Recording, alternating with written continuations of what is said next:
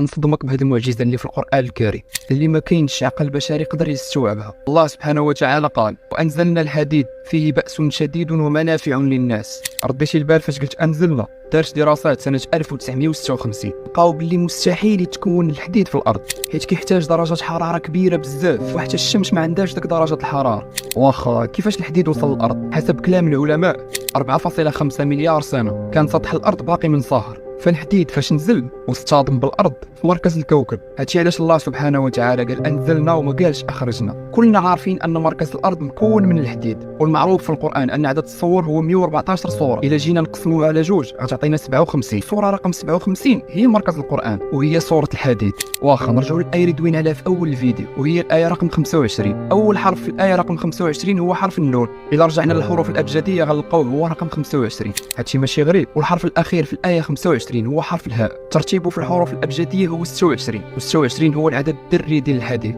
وباش نزيد نصدمك اكثر رجع معايا للايه غتلقى ان عدد احرفها هو 138 حرف. 138 هو جمع 57 زائد 25 زائد 56. 57 هو عدد ترتيب السوره في القران، و25 هو رقم الايه، و56 هو الوزن الذري للحديد. حاول تخلي معك ابوني باش يبقاو يوصلوك بحال هاد الفيديوهات.